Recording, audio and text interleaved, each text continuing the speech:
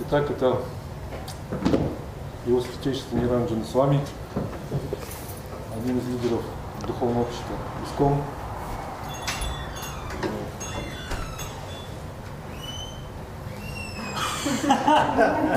Не надо.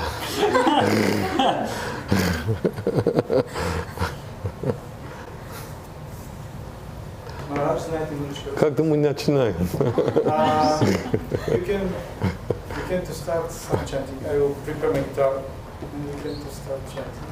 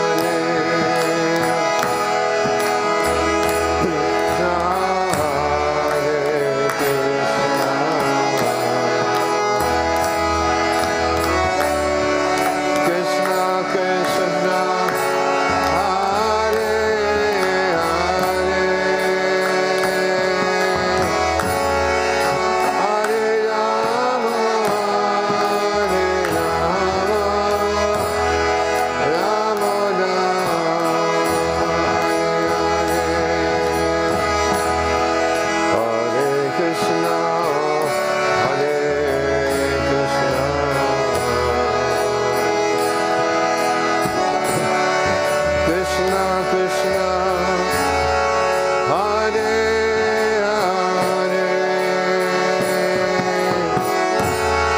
Hare Rama, Hare Rama, Rama Rama, Hare Hare.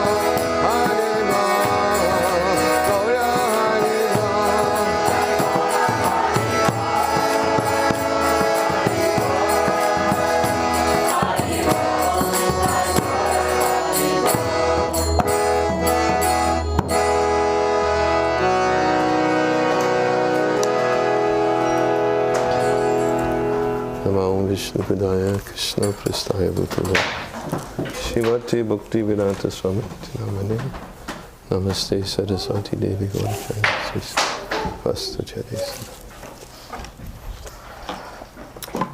I couldn't hear it. You had it soft? Yes. I could hardly hear it. Huh? Make it Soft. softer. Yeah? Okay.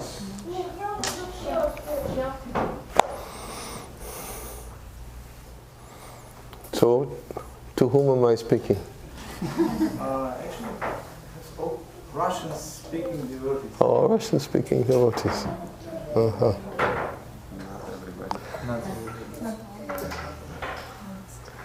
К сожалению, я не могу говорить по-русски.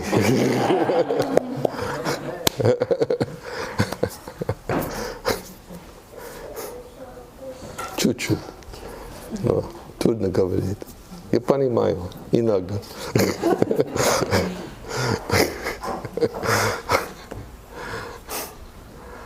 Uh-huh.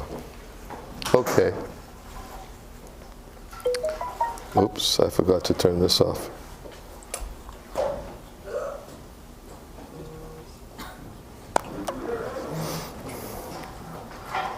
Well, for those who don't know me, my name is Niranjana Swami. I was saving Rishi Kumar.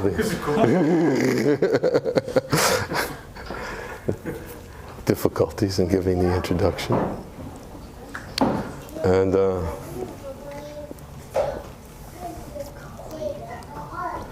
I'm a little bit familiar with those of you who previously lived in the former Soviet Union, because I've been going there for 30 years.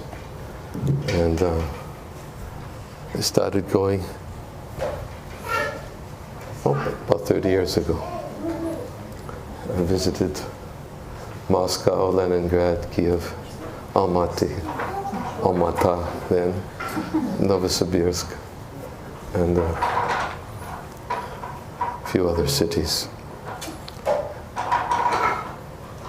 And it was an adventure that I didn't realize was going to lead me into something that, protracted as it was for so many years. I thought I was just going to make one visit. And I was going on a tour. I'm sure you all know well about what the tour was. The camera around my neck and making it look like I was interested.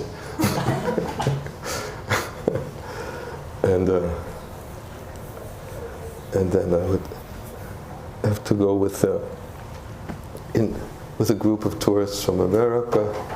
We would land in Moscow, first stop, and then I would have to go out on the tours with the tourists and then break away at night and meet devotees. And that's how I started going there. Many of the devotees I've known for that long, since 30 years ago. And because of that, I've been spending less time in America, although I was here. Prior to that, I had been living in the Boston area and traveling in the Northeast and in Canada. But since that time, I've been spending most of my time in the countries of the former Soviet Union. But once in a while I visit America, and here I am visiting Chicago. And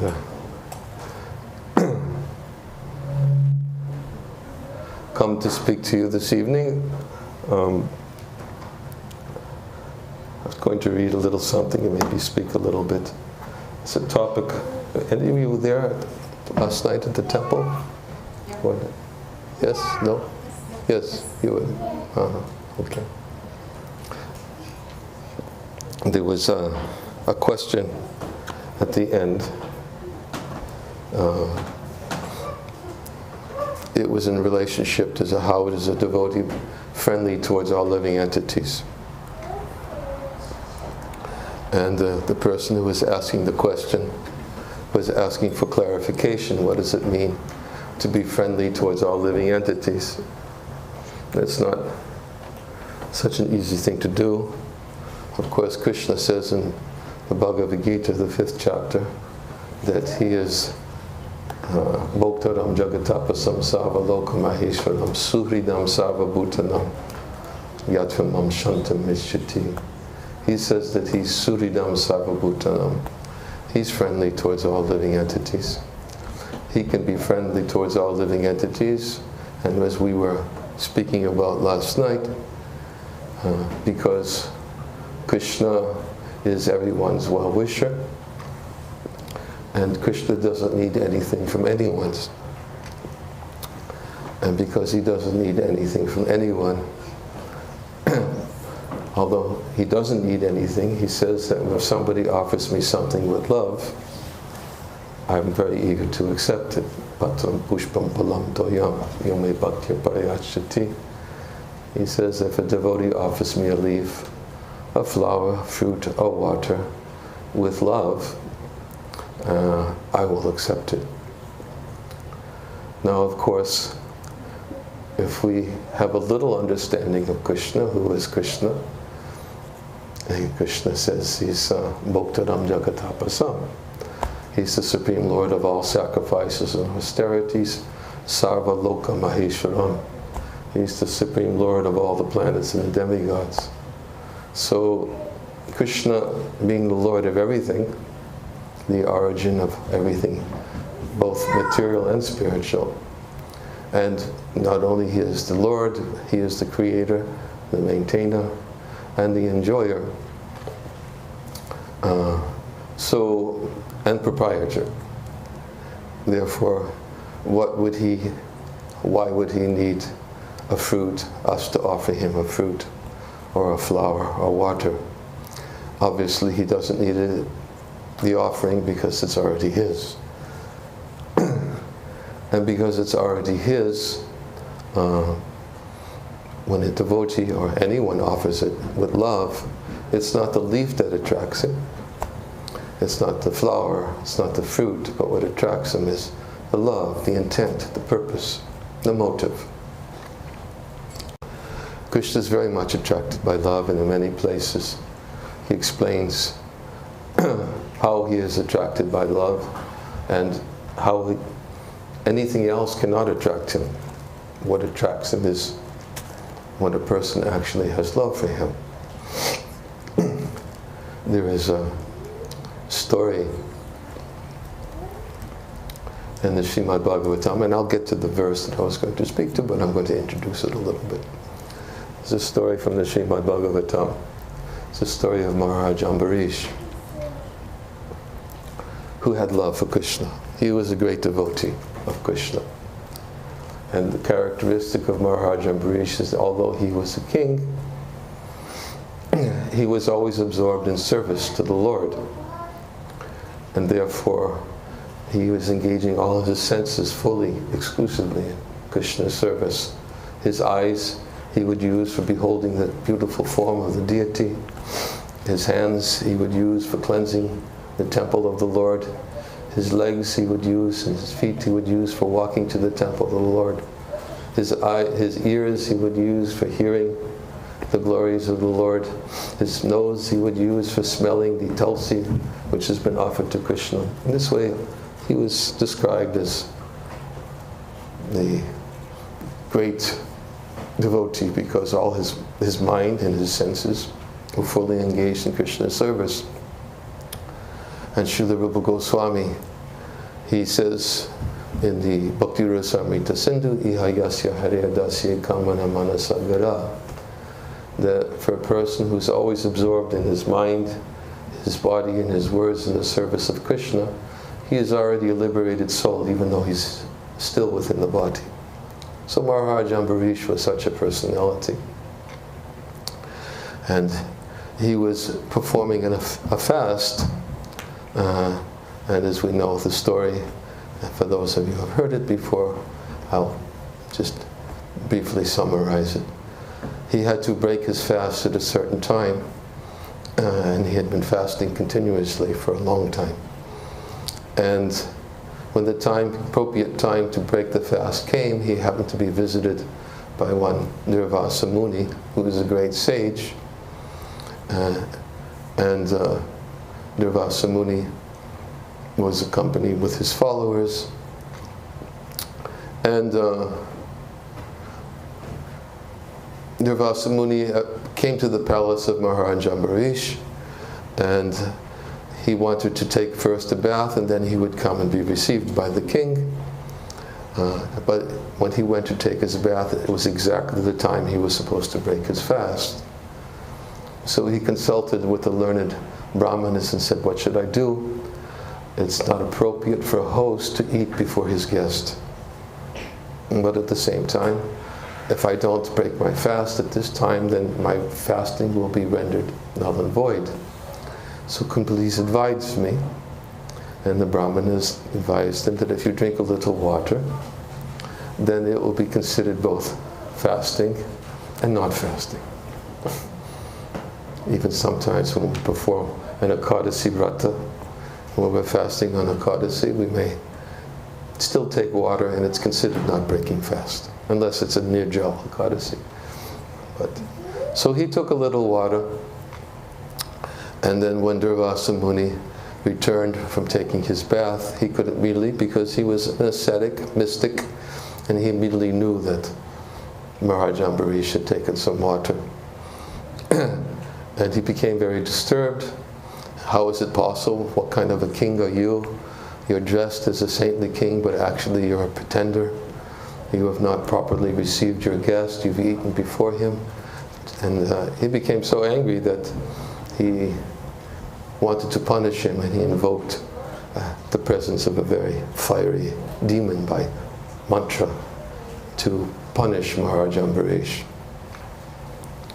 for his offense. Now, the Lord, who states in Bhagavad Gita, Kanteha pratikjanihi nami bhakti pranashati, Krishna says that my devotee is always protected. I will always give protection to those who are fully surrendered to me. So, to protect Maharaja Ambarish, even though this demon was about to attack him, the Lord invoked his Sudarshan Chakra to go and to destroy the demon. And the Sudarshan Chakra, after destroying the demon, began chasing after Durvasa Muni. And Durvasa Muni could understand the potency behind this Sudarshan Chakra. He knew it was something that should be avoided at all costs. And therefore, Durvasa Muni, in an effort to protect himself, he began running in fear, trying to avoid him. And because he was a mystic yogi, he had the capacity to travel in places where ordinarily others could not travel. And he went and he approached Lord Brahma in his heavenly abode, and for protection. And when he approached Lord Brahma and said, please, you are the creator of the universe, certainly you can offer protection to me. And Lord Brahma said, no, sorry, I cannot. This chakra was invoked by Lord Vishnu, and certainly I don't have the capacity to do anything to retract it. He went to Maheshtam, he went to Lord Shiva, and Lord Shiva had a similar response. I'm sorry, I cannot do anything. It's not within my power. So then he decided, because he had the capacity even to travel to the spiritual Vaikuntha planets, he went to Lord Vishnu. And when he went to Lord Vishnu said, sorry, I don't have the capacity to help you either. And this was something that was very difficult for Durvasa Muni to understand. How is it that you don't have the capacity to help me? Because you invoked the Sudarshan Chakra, certainly you can retract it, I've been told. And the Lord said to Durvasa Muni, he said that I'm not independent, I'm completely under the control of my devotee. He said, what to speak of my devotees, even those who are devotees of my devotees are very dear to me. So the Lord actually told Durvasa Muni that I'm not independent, I can't act independently from my devotee. And then he went on to explain and said that the devotee is in my heart, and I am in the heart of my devotee. The devotee doesn't know anyone but me, and I don't know anyone but him. And in the commentaries to these verses, there is a commentary by one of our acharyas, Vishwanath Chakrabarti Thakur, who elaborates on this exchange between the Lord and Durvasa Muni. And Durvasa Muni, in actuality, he says to Lord Vishnu, he says, certainly, if somebody comes and seeks protection from you, because you are the ultimate, you are the supreme, we can't go to anyone beyond you. If we come to you and seek protection, then certainly you must give protection to such a person. I'm coming and seeking your protection. And the Lord explains to Durvasa Muni, he said, but yes, but you don't understand, I'm not independent. I can't act independently for my devotee, and you've offended my devotee who's always dependent upon me. You may be coming to me now to help you in your difficult situation, but yes, that's all well and good, but my devotee is constantly, 24 hours a day, absorbed in thoughts of me and doing everything for me. Therefore, my duty is to first, my responsibility, my love, my attraction, is to protect him, and therefore I can't act independent from him. And then Durvasa Muni says to the Lord, but certainly if you see a person suffering, you must feel for them. Don't you have a heart? I'm suffering. Where's your heart? Can't you think of my suffering? And then the Lord says to Durvasa Muni, he says, but you don't understand. My devotee, who's always absorbed in thoughts of me, who's always serving me, who's always happy simply to please me, who's always meditating on me, using all of his senses to satisfy me, he is very dear to me, and therefore I want to do something for him, because that the Lord by nature wants to reciprocate with somebody. I want to give him something. He says, but I want to approach my devotee. I asked them, Maharaj Ambarish, what can I give you? And the devotee always says to me, I don't want anything. I just want to serve you. I don't need anything. So then the Lord says, so I insist, please, take something. What can I offer you? And the devotee says, please offer me the opportunity to remember you and to serve you. And I'm satisfied. Whatever I try to give him, he has no particular interest in it. But still, I want to give something to my devotee. Although I can't offer him wealth, I can't offer him a kingdom, I can't, none of these things. He just wants to serve me. So the devotee, he explains what the devotee does. He says the devotee, he takes me into the core of his heart, and he serves me within his core of his heart, always by remembering me. Therefore, because I can't give him anything else, and I want to give him something of value that he will appreciate, I give him the most valuable treasure I have in my storehouse. I give him my heart. You're asking me to have a heart. And I'm telling you, I don't have it. If you want my heart, you have to go to the person who possesses it. You go to him. So he didn't say, I refuse. He didn't say, nobody can help you. Sorry, Sudarshan Chakra, it will kill you. No, he didn't say that. He said, no, you want my heart, don't come to me for my heart. And if you want my mind, if you want me to think of your suffering, I'm always thinking of him. I don't have a mind, I don't have a heart. But if you go to him, he has it, both. So that's what Krishna does for those who actually serve him with love. He gives him his heart, because the devotee won't refuse Krishna's heart. The devotee will accept, and it's the most valuable. If you have Krishna's heart, you have Krishna. So although the devotee doesn't want anything from Krishna except the opportunity to remember him, Krishna is very eager to give something for those who are always absorbed in thoughts and remembering him. He gives himself.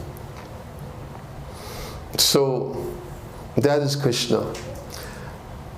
And as we said before, in loving relationships with Krishna, when the devotee offers Krishna a leaf, a flower, a fruit, or water, Krishna doesn't really need the leaf, the flower, the fruit, or the water. But he says, if you offer it with love, I'm very eager to accept it because of the love.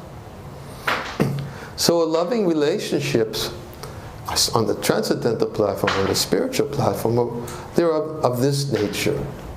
Loving relationships are based upon the symptom of love is anya balasita sunyam gyanakamanya avatam. As Rupa Goswami says, love is devoid of the desire for food of gain. It's devoid of the desire for mental fruits of liberation, for the desire for liberation, or it's devoid of the desire for relief from suffering, which of course Durvasa Muni wanted. He was approaching Vishnu to relieve my suffering, whereas Maharaj Ambarish was always absorbed in thoughts of the Supreme Lord. And that is the symptom of love. There's no expectation of return except the opportunity to serve. So Prabhupada tells the story of how love purchases the Lord. I like to tell this story. It's a very simple example. How love controls the Lord. He tells the story of a prime minister. His name was Prime Minister Gladstone. And he says that once there was this important prime minister, his name was Prime Minister Gladstone, who had a visit from an ambassador. The ambassador came to his office at a previously scheduled time to meet with the Prime Minister, and he approached the secretary.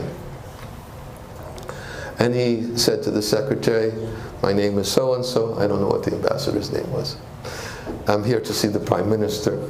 Could you please tell him I'm here? So the secretary said, please sit down. I'll tell him that you're here. She went into the office, and a few minutes later she came out of the office and said, the Prime Minister is busy right now, but he'll be with you shortly. Please sit down, remain seated. So the ambassador was sitting there, waiting. 5 minutes passed, 10 minutes passed. He thought he was pretty important too. He was becoming a little impatient.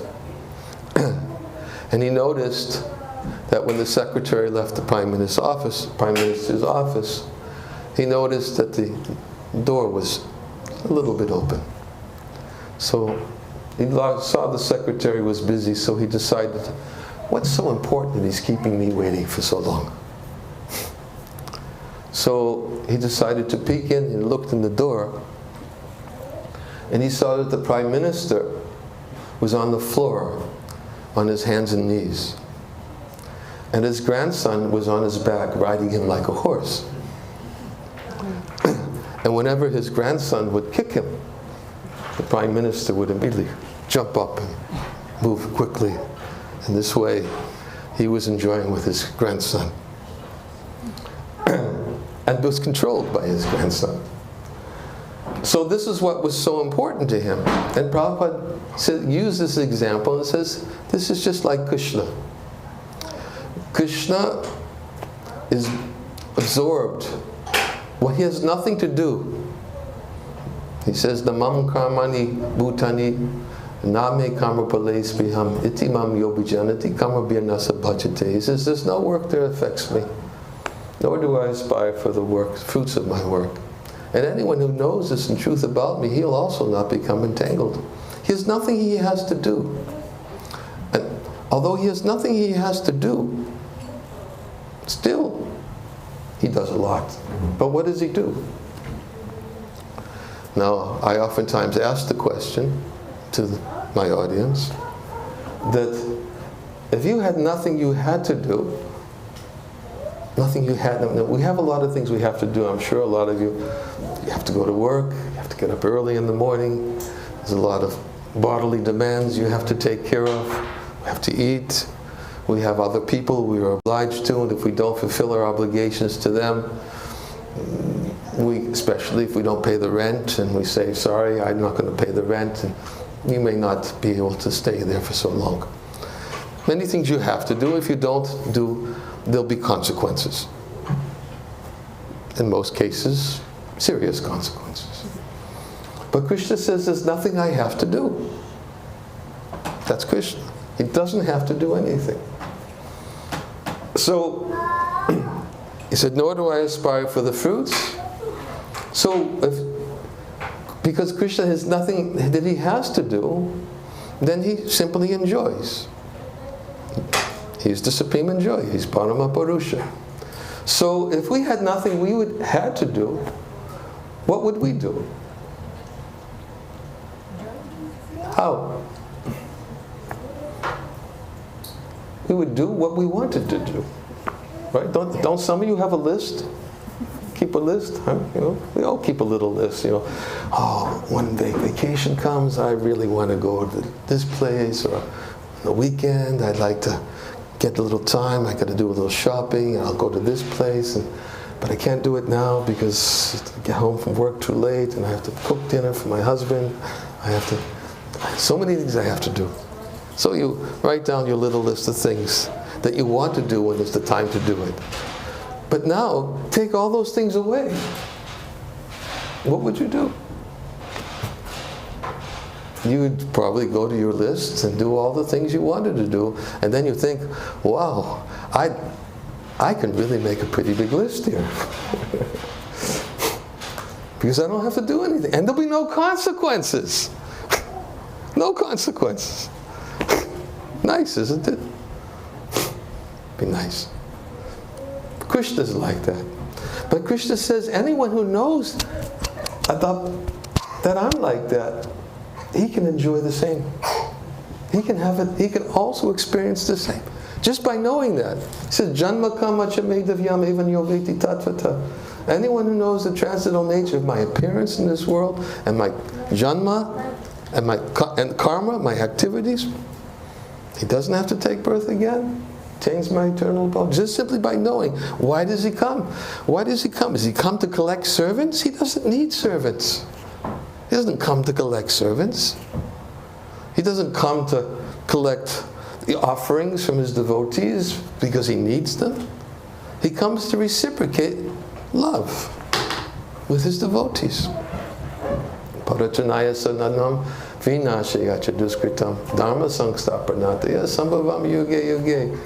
Krishna says that in order to deliver my devotees and to annihilate the miscreants and re-establish religious principles, I come in. But Prabhupada says Krishna doesn't have to come to annihilate miscreants. He can do that very easily without having to come. He can do anything. Everything happens simply by his will. Natasya kayam charanam chavidyate. It says for Krishna there's nothing for him to do because everything is done through his different energies. So he could annihilate the miscreants without having to come. But why does he come? He comes because he wants to reciprocate with the devotees, to satisfy them. So, in this way we understand that just as Krishna is very busy, he's actively engaged in reciprocating loving relationships with his devotees.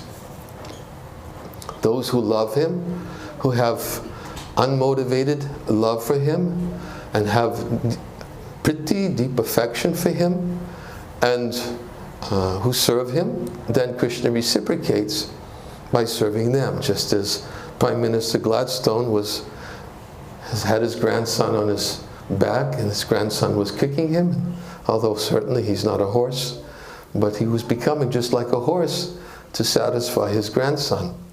And that was much more important for him than to meet the ambassador. Ambassador, let him wait.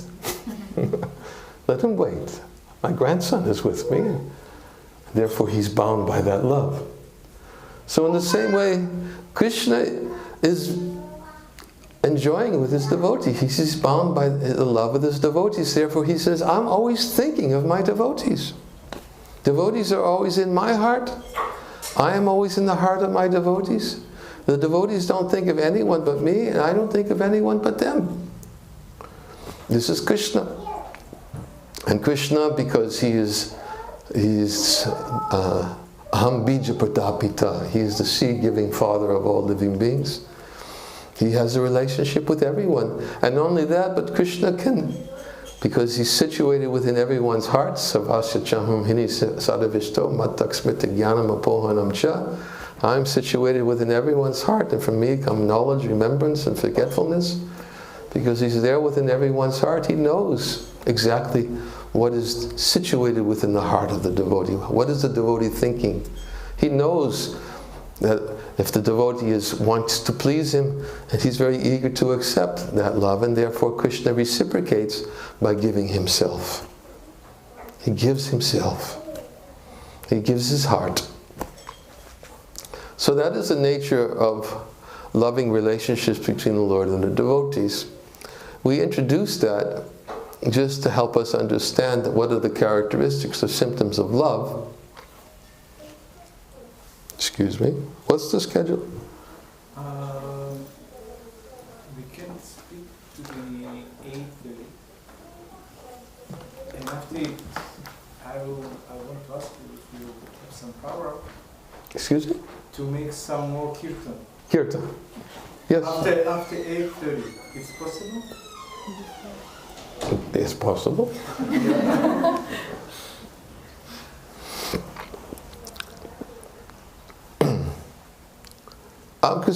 I was actually going to speak about Tadati Patagrinati Guyamakyati Pichjati, which is a verse from the Upadeshamrita by Rupa Goswami, where,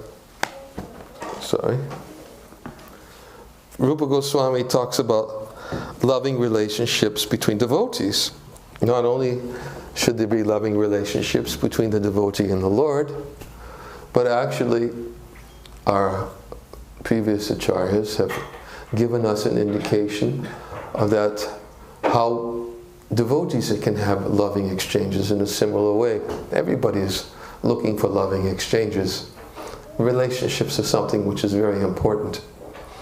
And of course, our philosophy is based on the simple principle that first we have to understand who we are in relationship to Krishna, and when we understand who we are in relationship to Krishna, then, as Prabhupada says, simply by seeing the sun rise in the morning, we may not be able to see anything in the darkness, but when the sun rises in the morning, we can see everything by the presence of the sun.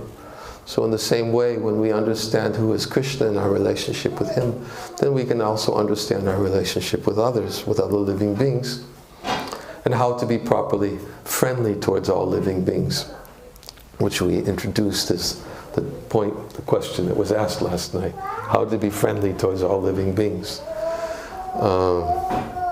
And of course, as we explained, to be friendly towards all living beings is a very advanced position.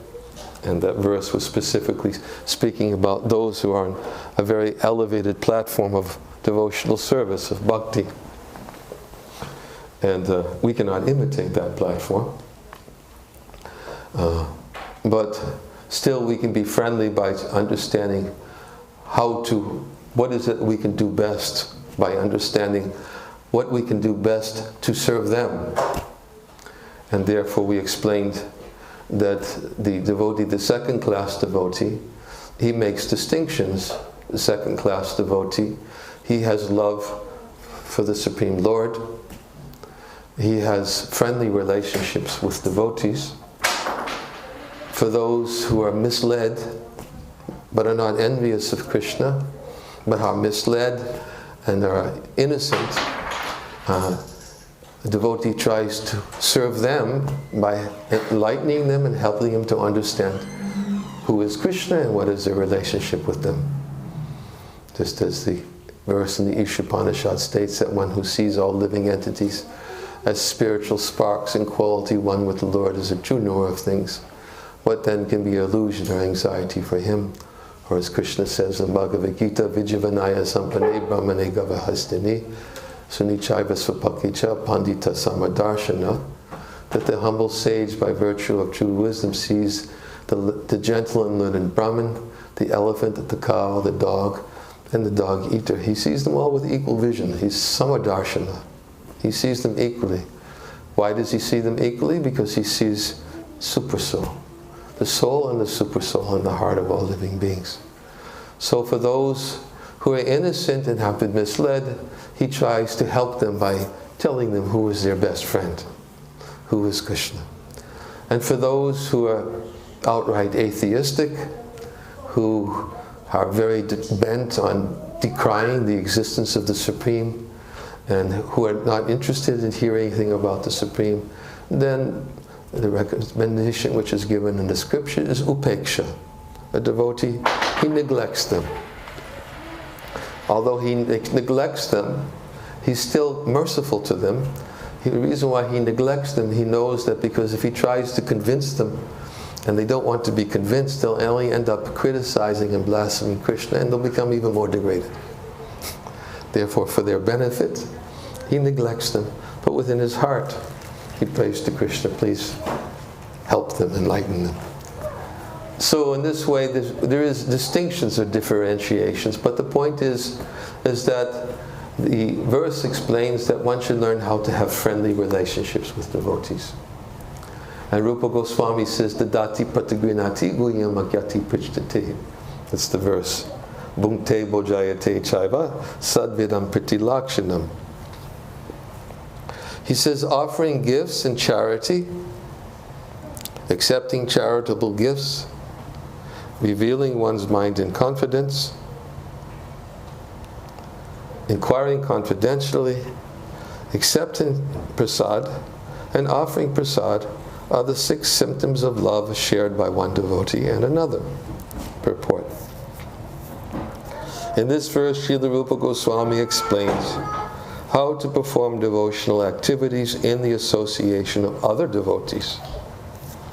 There are 6 kinds of activities: giving charity to the devotees, accepting from the devotees whatever they may offer in return, opening one's mind to the devotees, inquiring from them about the confidential service of the Lord, honoring prasad, or spiritual food given by the devotees, and feeding devotees with prasad. An experienced devotee explains, and an inexperienced devotee learns from him. This is guyam akyati prichyati. When a devotee distributes prasad, remnants of food offered to the Supreme Lord, in order to maintain our spirit of devotional service, we must accept this prasad as the Lord's grace received for the pure devotees. We should also invite pure devotees to our home, offer them prasad, and be prepared to please them in all respects. This is called bhungte bojayate chaiva. There's a lot more. It's a long purport. But essentially the point that I wish to make about loving relationships with devotees is generally we think that, when we hear this verse, that we think that a loving relationship is that we give something and then we get something back. And this it says by offering prasad, accepting prasad. But actually, we see so many different examples in the scripture. Just like there's a story of Prahlad Maharaj in the Srimad Bhagavatam. Lord Nisringadev wanted to give a benediction to Prahlad Maharaj. And Prahlad Maharaj said to Lord Nisringadev, why are you offering me a benediction? Don't you know I was born in a demoniac family? Why are you trying to entice me in this way? I'm not serving you because I want something from you. I'm not a merchant. I didn't come to engage in a mercantile relationship with you. That I'll do something for you. I'll do something for you if you do something for me. Please don't tempt me in this way by offering me a benediction. He says, better, if you want to give me a benediction, that you be my master and let me be your servant. then I'll be happy. That's how Prahlad Maharaj said. So Prahlad Maharaj also was of the same mindset. He didn't want to engage in a mercantile. In fact, he uses that word. I'm not interested in a mercantile relationship with you. I'm not doing something for you so you'll do something for me. I'm doing something for you because I want you to please me. I want you to be pleased. Excuse me. I want you to be pleased. And a devotee, that's what the devotee aspires for, is Krishna's pleasure. It was Prahlad Maharaj who was speaking to his 5-year-old friends, and when he was preaching to them, he says, "Oh my friends, oh sons of demons." They were all sons of demons. He addressed them as sons of demons. He wanted to make sure they knew who they were. Oh my friends, oh sons of demons. Of course, they all became devotees by its association. Said, you cannot please the Supreme Personality of Godhead even if you become an expert Brahmin or become advanced in learning. He says, not by austerities, nor by chastity, nor by great sacrifices, nor by accepting vows. None of these things can awaken Krishna's pleasure. Krishna is pleased only when one has unalloyed devotion to him. And without sincere devotional service, everything is simply a show.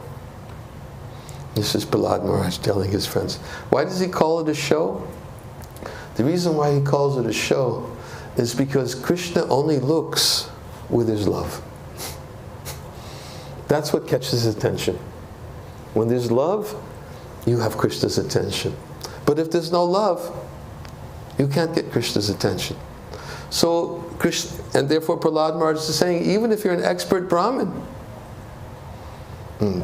even if you perform great sacrifices and austerities, Krishna says, all that you do, all that you eat, all that you offer and give away, as well as all austerities that you perform, do it for me. You want Krishna's attention, do it to please Krishna. Krishna is attracted by the love, not by the austerities. Not by, even by, you can't bribe him. You can't offer him millions of dollars and say, okay, Krishna, look, I'm giving you millions of dollars. Now you really have to pay attention to me. It can't be bribed. These things don't attract him. In fact, we oftentimes give the example that just as a wealthy man, sometimes it's very difficult to know who his friends are. Right? He's thinking, why is he being friendly towards me? Does he want something from me? So he's always very selective. He wants to make sure that, is this person really interested in a relationship with me, or is he interested in a relationship with my money? Right? So Krishna's Bhagavan. He's all opulences. He's the most wealthy, he's the most intelligent, he's the most beautiful, he's the most powerful, the most renounced. So, what is it that attracts Krishna? He knows. He's not. Who does he give himself to? Who does he accept as his confidential friends? Those who love him. So therefore, Prahlad Maharaj is saying, without sincere devotional service, everything is a show. The reason why he says it's a show, because you're not going to get Krishna's attention unless there's devotion. Attention is only where there's devotion. And therefore, if you're trying to get his attention and there's no devotion, it's for somebody else. It's not for him, because he's not looking. And Prabhupada emphasizes this point also oftentimes, that if we want to get Krishna's attention, then we have to serve those who have Krishna's attention. That's our right. If we want to get Krishna's, Prabhupada says, love me, love my dog. He would use that saying. Love me, love my dog. So in the same way, we may wave the money, but Krishna's not looking.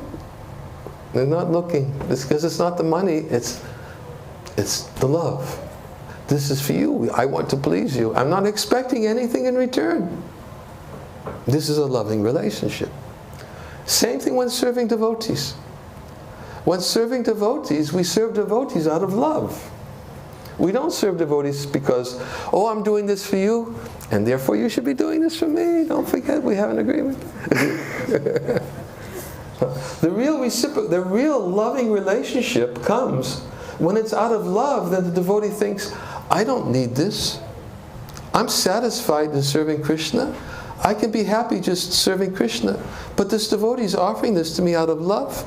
What makes the relationship complete is when the devotee says, I'll accept because it's offered out of love. This is loving relationship. Loving relationship means I offer and the devotee accepts. Not because he's greedy for it, but because it's been offered with love. And the devotee who's offering is thinking, I'm doing this because I want to please you. I want to serve you. I want to assist you in serving whoever the devotee is serving. Let me assist you and serve you, and I don't want anything in return. Just please give me an opportunity to serve you. And the devotee is thinking, oh, yes, I'll accept. And of course, just as Krishna wants to give something in return, the devotee sometimes thinks that he wants to give something in return, but still, the devotee who gave something doesn't expect it. He doesn't make it a condition. That's not love. That's a mercantile relation. It's not love. He doesn't expect it. And when he serves without expecting anything in return, then he gets to experience what is loving relationships. They start blossoming. Actually, it really affects the heart. The heart actually is so much, it melts by having loving relationships with devotees. We have to learn this. It's not easy. It takes time because we're conditioned souls. We can't immediately come to the elevated platform, as we said, and imitate highly elevated devotees. But at least we should know the standard. At least that much we should know. We should know what the standard is so that we can aspire for it. And we should look for those who actually do know the standard. And by serving those who do know the standard, what happens? We actually can begin to experience a little bit.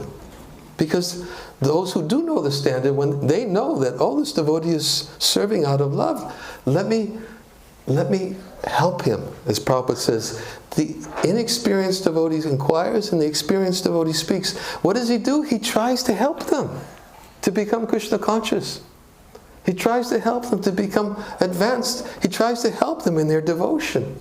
He tries to help them experience the same thing that he experiences in Krishna consciousness. This is love. Therefore, Prabhupada says, the experienced devotee speaks, the inexperienced devotee, he hears from him. This is loving exchange. And not only that, but confidential.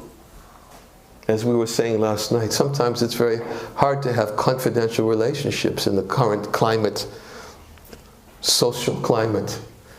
That sometimes we reveal our mind in confidence to somebody, and then all of a sudden, as we said last night, we find it on Facebook the next day. It's very difficult to be, because people don't know how to control. They don't know how to control the urge to speak. Somebody tells them something in confidence, and then all of a sudden they think, oh, I have something juicy to tell somebody. Nobody wants to reveal their mind in confidence because everybody's looking for some juicy things to talk about. Gossip, gramya katha. Right? They don't know how to control the urge to speak. And in Bhakti Loka, there's so many instructions by Bhakti Vinod Thakur where he talks about the importance of controlling the urge. He says, one who cannot control the urge to speak, he'll make very many enemies. Many enemies. Because generally when we get together, we talk about others. Because it's a natural propensity to talk about others. But the natural propensity is to talk about Krishna. That's the natural propensity. But because we're still conditioned, and because our tendency is sometimes we're not so attracted to speaking always about Krishna, and because it's natural to talk about others, we start talking about others. And then if we don't learn how to control the tongue, we start saying things for our own reputation, to hurt their reputation, and because you have some juice, and you think that maybe I can use this to hurt their reputation, and then I could become recognized as a better person than they are. Just mind this. As we said last night, what's this first? Yastu Vishvasya Kala Prasidata. This verse in the Srimad Bhagavatam, Prabhupada says Kala. He says almost everyone in this world is envious. It's there. So, anyways, but loving relationships means confidential relationships. We reveal our mind in confidence and we inquire confidentially with those with whom we want to have a confidential relationship. These are loving exchanges between devotees. And as we said, just as Krishna sets the standard, yad yada charati shreshtas tatadeve tarojana, that whatever actions are performed by great men, the common men follow in his footsteps, and whatever standards he sets by his exemplary acts, all the world pursues. So Krishna sets the standard of loving relationships. Of course, we're not Krishna, but he teaches us how to have loving relationships, also even amongst devotees. How does he do that? He comes as Chaitanya Mahaprabhu. He comes as Chaitanya Mahaprabhu, who is Krishna himself, but he comes and shows us by accepting the mood of a devotee and by reciprocating loving relationships with his devotees. And in this way, we learn from the pages of Chaitanya Charitamrita and the association of the Lord and his devotees, how to have proper loving relationships between devotees. It's a catalyst, it's something to start with, and as we said before, we should at least know what to aspire for. And we should try to practice it ourselves and see by hearing in the association of devotees, chanting Krishna's name in the association of devotees, and accepting prasad, distributing prasad, giving gifts, accepting gifts.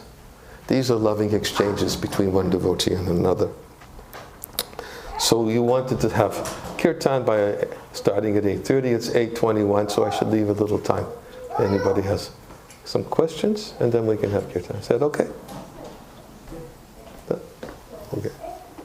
Does anyone have any questions or comments they would like to make?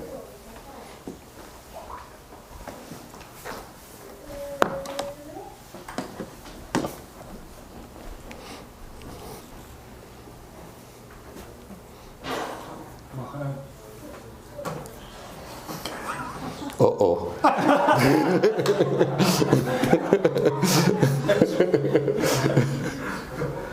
Yagatov. So, is it necessarily have to be done step of creating one relationship between devotees, like step toward creating love to Krishna? This step has to be done? Does it have to be done? Yes. In other words, we have to learn how to love devotees before we can love Krishna? Is that your question? Yes. Have to be, or we can... There's a nice analogy in this connection. I'll tell it to you.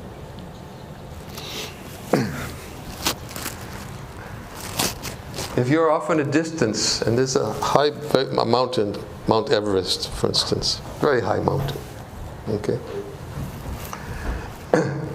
And because it's the highest mountain in the area, when you're far away, generally you can see it from a distance. But when you get closer, you see there are many subordinate mountains there, because you're close. And you see, yes, there's this mountain there, there's another mountain there, there's another mountain behind it, in front of it. There are lower mountains in front of it. And they're all there with the highest mountain. But when you're far away, all you see is Mount Everest. But when you come closer, you see, yes, all these other subordinate mountains.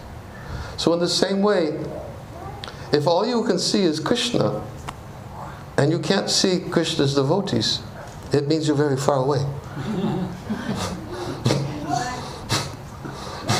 So, if you want to get close with Krishna, you better get close with his devotees.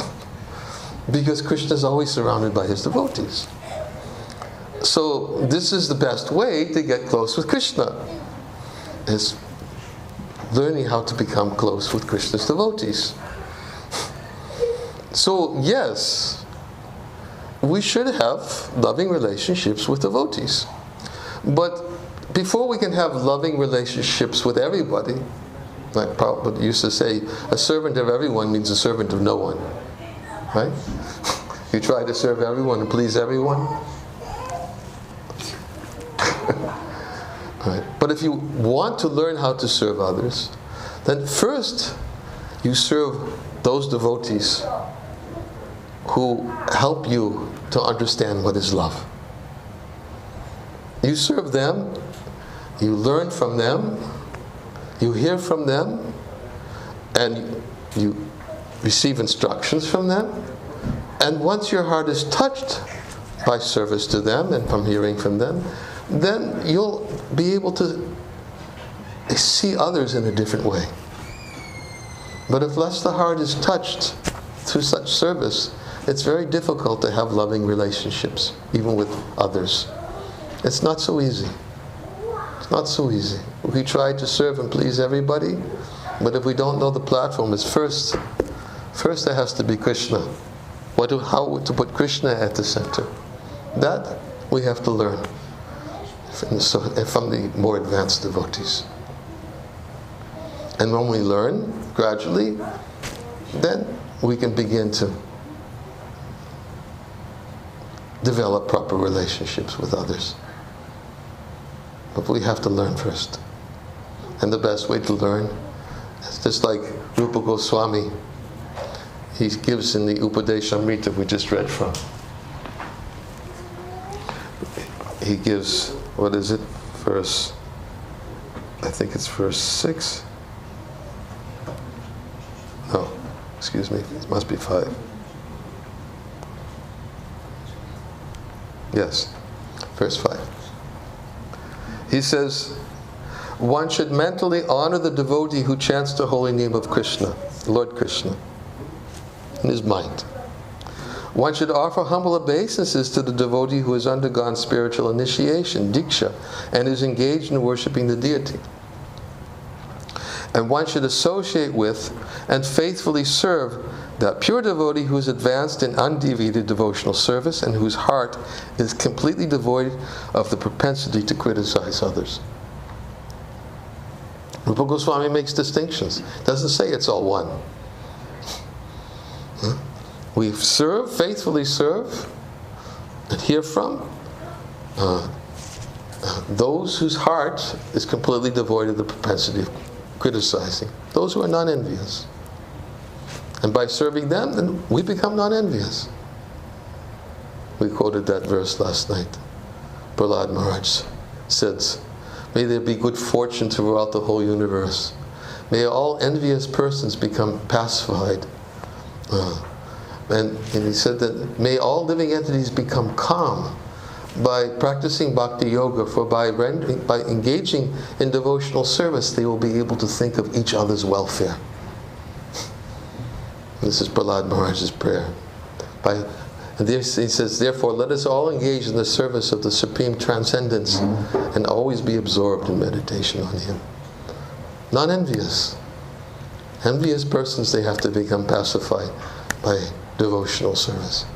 So therefore, Rupa Goswami says that we hear from and faithfully serve those persons who are devoid of the propensity from criticizing others and who are fixed and engaged, and by serving them and hearing from them, then gradually we can begin to. Thank you so much. Can I ask you? You sure? Could you kindly explain? It's only 1 minute left. You just hear it. Осторожно. Maharaj, could you kindly explain more, maybe in detail, more simple, how practically for a person who has family life, living in city, and life is very busy, practically serve to more advanced devotee in a way like you described before? practice. What is mean devotional service to By following their instructions. follow instructions? Yes. That's very practical. Following their instructions, meditating on their instructions, and being very careful to not, and as Lord Chaitanya says, to not be sunichana torori vasi hishtana manina manadena kirtanaya hari. One of their most important instructions is to chant Hare Krishna constantly.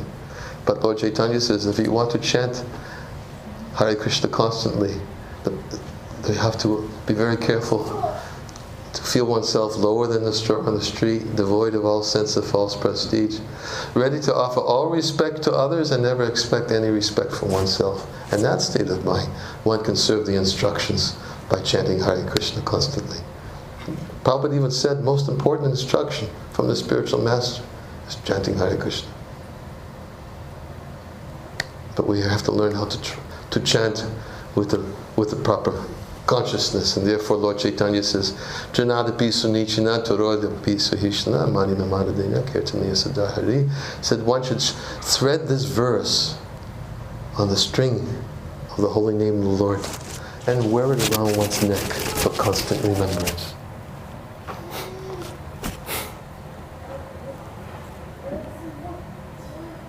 One more question.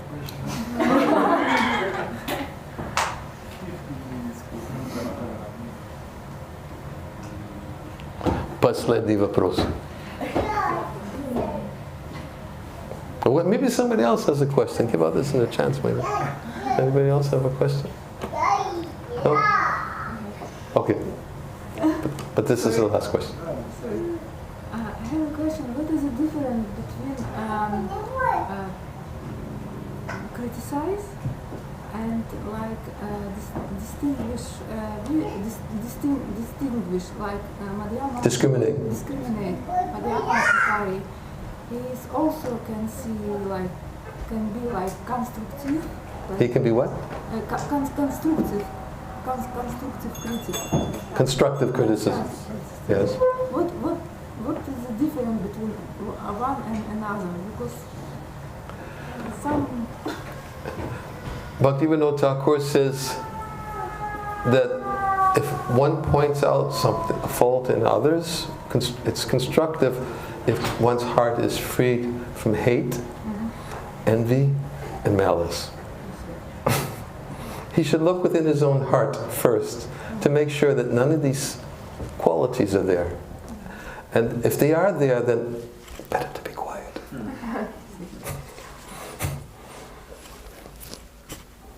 Yes. So therefore we always have to look within our own heart first. And there's a very elaborate description by Srila Bhaktisiddhanta Saraswati Thakur.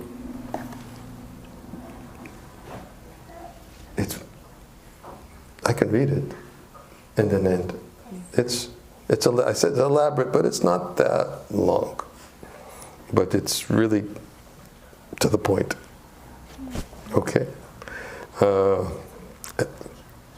And it's so much to the point that I'm afraid of just reading it and not commenting on it. But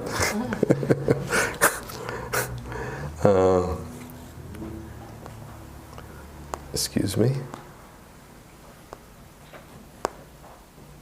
What's going on?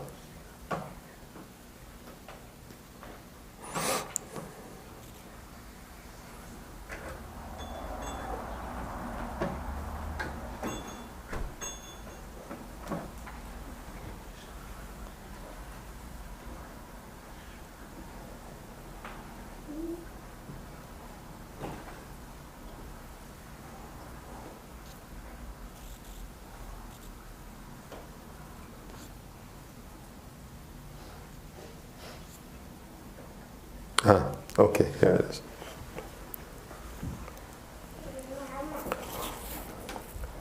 We should display anger towards those who are envious of devotees. This is a particular limb of devotional service.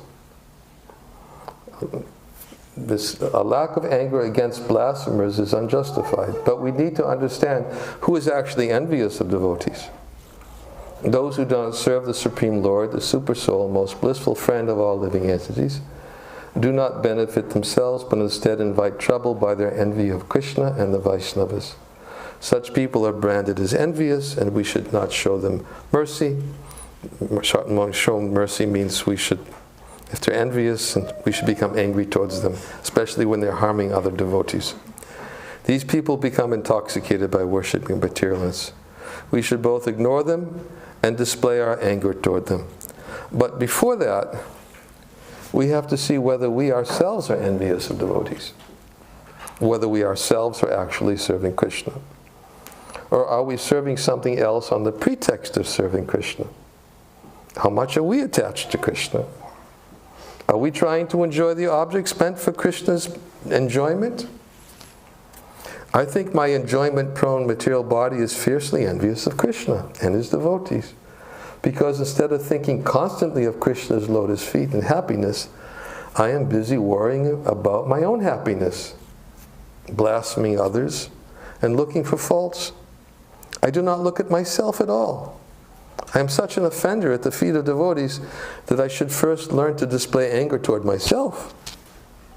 I'm so envious of devotees that I should beat myself with shoes simply to purify myself. Then I can set an example for others and sincerely engage in the service of Hari, Guru, and the Vaishnavas. I must remember that everyone is worshipping Hari but me. I am unable to do so. I should also remember that I may die at any moment. So first we should show anger toward our own sinful propensities, such as our desire for profit, adoration, and distinction, and our propensity to cheat others. We must correct ourselves first, otherwise we cannot correct others. Then we have to correct those who are related to us, who are envious of the spiritual master and Krishna, and who are pulling us toward material enjoyment by tempting us. This is the secret of success. Huh? Not easy. Yeah, we have to be careful. Therefore I said, at least we should look within our own heart and make sure, am I actually thinking that I want to do this for the benefit of this person? Or am I actually thinking there's something else? There's something else there that I should be very careful. Of course, the other person may project his own consciousness on you and may say, oh, you're just envious of me. Goes both ways.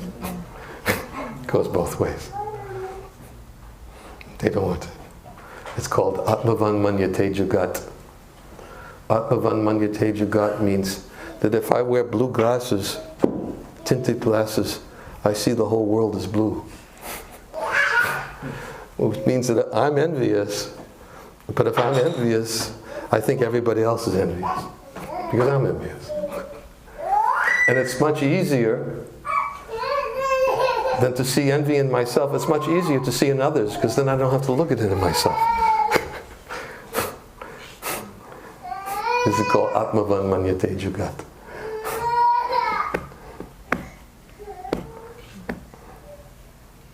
So at least we should look within our own hearts. Before we speak, we should make sure, do a little inventory, make sure the right motive is there. Sometimes we have to correct, it's our duty. Especially senior devotees, sometimes it's duty to correct. But then you also have to understand that other person's capacity to hear. And the best chance you'll have for correcting them is make sure you step aside and false ego, put it aside and try to think of the best interests of the person. Okay. Sure.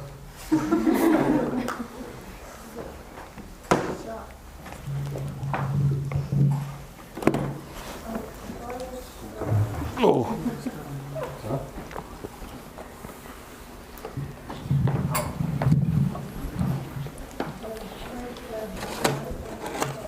So, Yeah.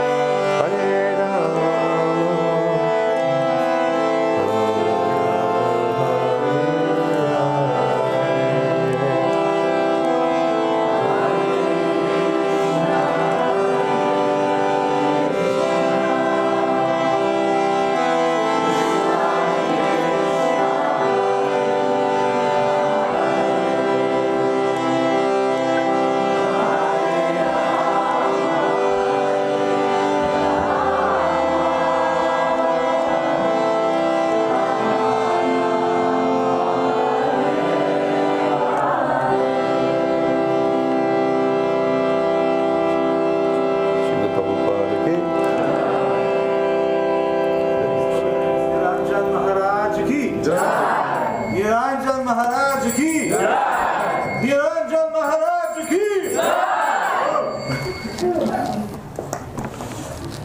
Hare Krishna. Hare Krishna.